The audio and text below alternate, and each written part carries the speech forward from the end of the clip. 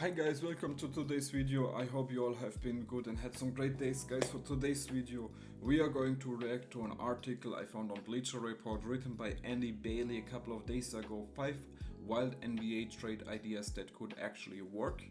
And yeah, I'm going to show you some nice NBA footage. So if you enjoy these kind of videos, I would really appreciate if you could give me some feedback. Tell me what I could do better, what you really enjoy, and it's very much appreciated, guys. Like, definitely keeps me motivated. And without further ado, let's jump right into the video. Alright guys, so the first one is already a banger. So Miami moves on from Jimmy Butler. So in this trade they say Jimmy Butler and Duncan Robinson.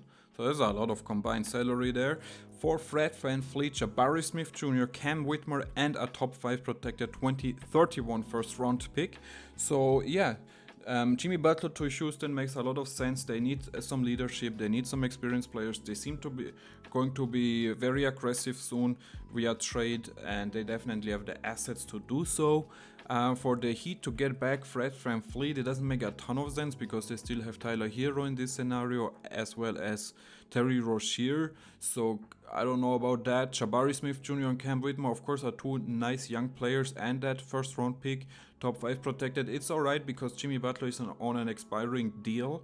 So you get back 3 young pieces, which I really like. And then you're probably trying to trade out Fred VanVleet or Terry Rozier, and yeah, and all of a sudden you're kind of a rebuilding team. So if you look at the season he played in only 8 games this year, averaging 16 points, which is his lowest since his second year in the NBA in 2012-13 season. So he's low there as well. 5 rebounds, 5 assists. We know those numbers exactly from him. He's shooting about only 15% from the 3, 48% from the field, which is fine. And yeah, like I said, 35 years of age, and it looks like he wants out of Miami, or the Heats don't want to re-sign him long term. They would get back Fred VanVleet, who I have been a huge fan of him in the Rockets uniform because he's exactly what they needed: a great leader, a great point guard who can organize the offense. That's exactly what they needed coming in to last year's season. So he's averaging 15 points, 4.5 rebounds, and 6 assists on 40% from the field and 31% from the 3-point line. So 30 years of age on a huge contract, which is, I think it's only for 1 or 2 more years, so that's fine. Jabari Smith Jr., who of course was the 3rd pick a couple of years ago, 21 years of age, 14 games played, about 28 minutes, averaging 12 points, 7 rebounds, and almost an assist per game, 42% from the field as well as 30 from the 3-point line. So yeah, the rebounding number looks much better than last year, so I really like that. That one from him. So he improved there. 12 points. You wish that would get a little bit higher, but the Rockets, they just have so much talent. Jalen Green there, LP Şengün, Fred VanVleet, and all those guys need to get shots. So yeah, maybe if he goes to Miami, he could get a bigger role, you know. So another young player is of course Cam Whitmore, who was the 20th pick a couple of years ago.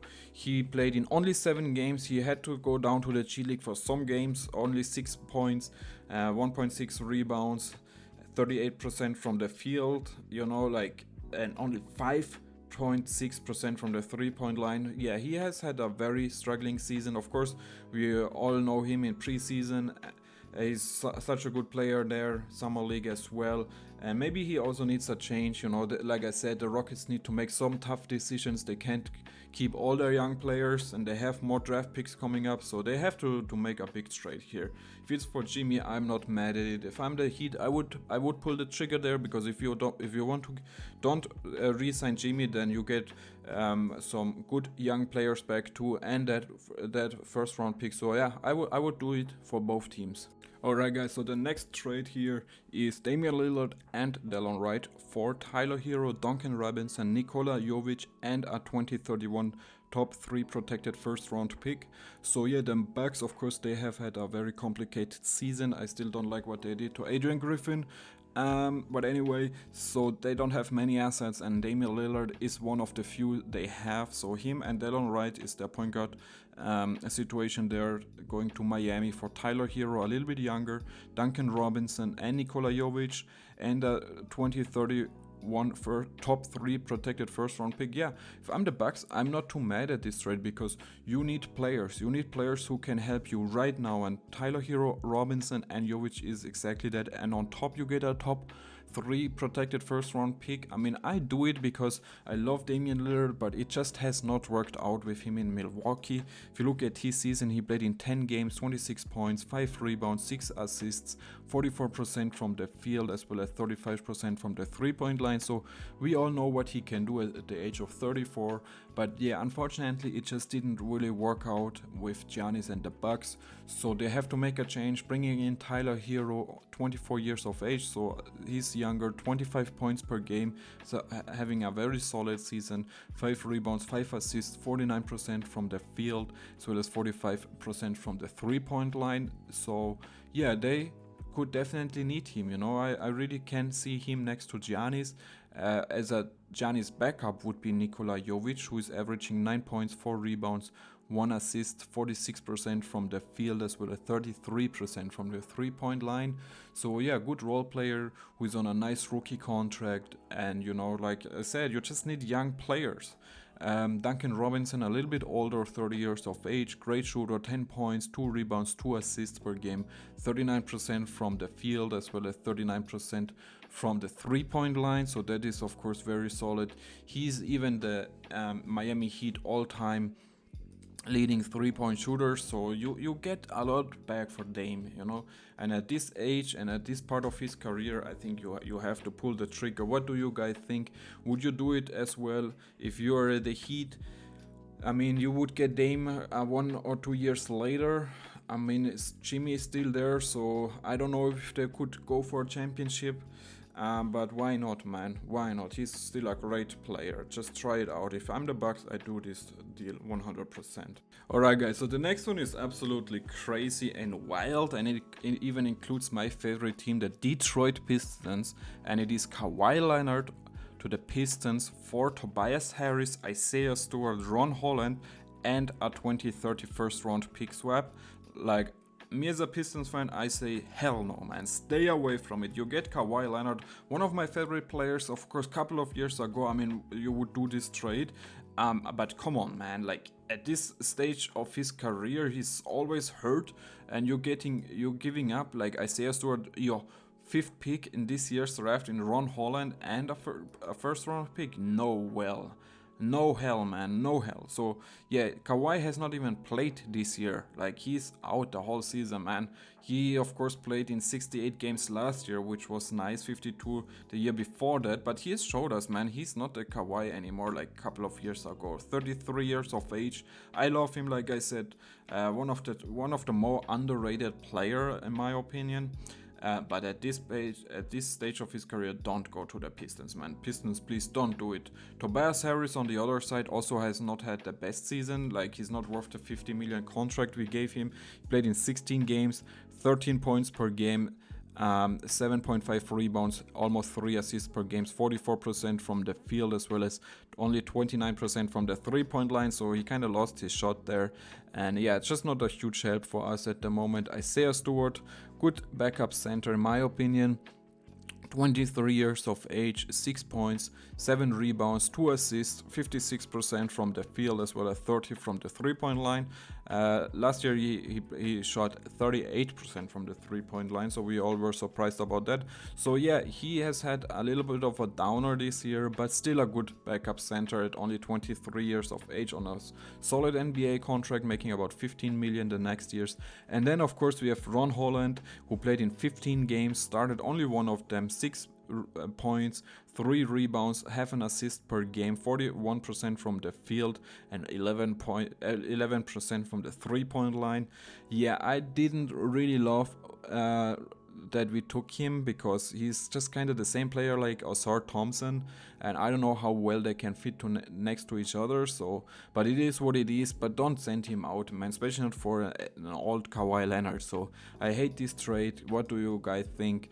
Yeah, if you're the Clippers, of course you do this trade because you get Stewart and Holland and a first round pick.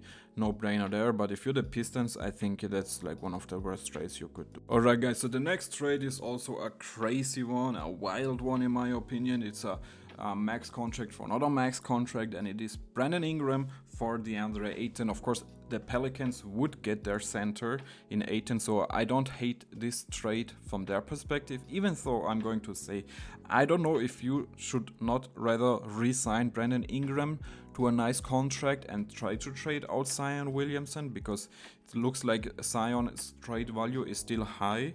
He's still young, but like he just can't stay healthy, so I'm not sure, man. I would kind of reconsider that situation in New Orleans. If you decide to trade out Ingram and not re-sign him to a new contract, I'm not mad at getting DeAndre Ayton because he fits the team's need very well.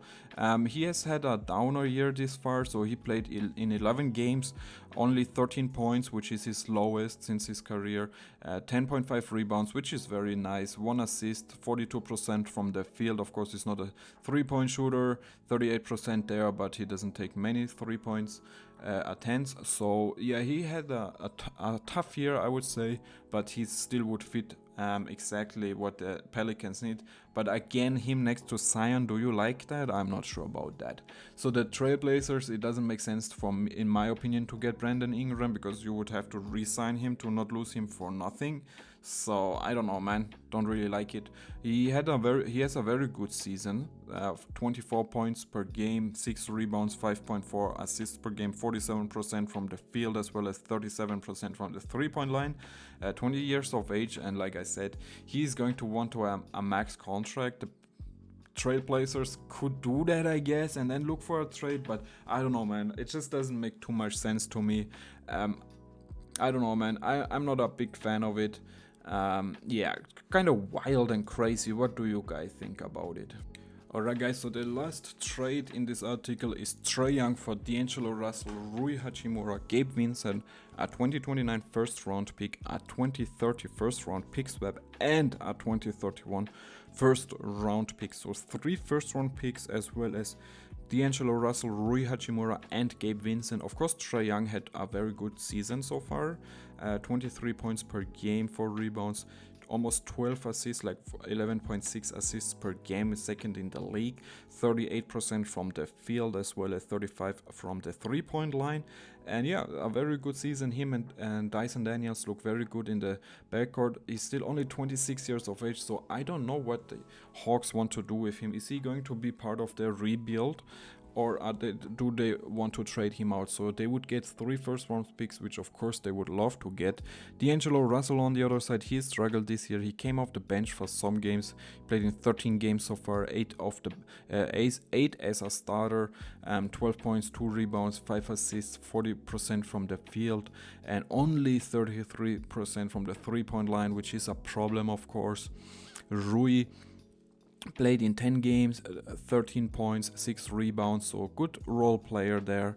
Gabe Vincent played in 13 games, 18 minutes per game, all of the bench, 3 points, 1 rebound, half an assist, 27.8% from the field, as well as 17.6% from the 3-point line.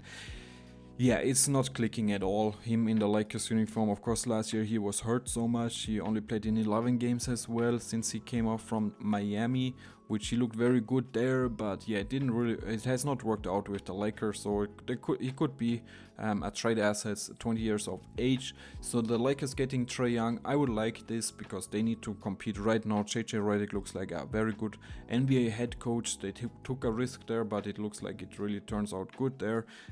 Of course, LeBron and AD up in age, so they need to win right now, and Trae Young would help them. If I'm the Hawks, I would probably do it as well, because you get those 3 first round picks who could be very valuable in the future. You have a young team already, and yeah, why not, man? So I like this. It's a win-win trade. Guys, what do you think? Do you think this makes sense or not? Let me know in the comment section, and as always, I love you guys. Show me some love, leave a like, subscribe to my channel, very much appreciated, and I see you at the next one. Peace.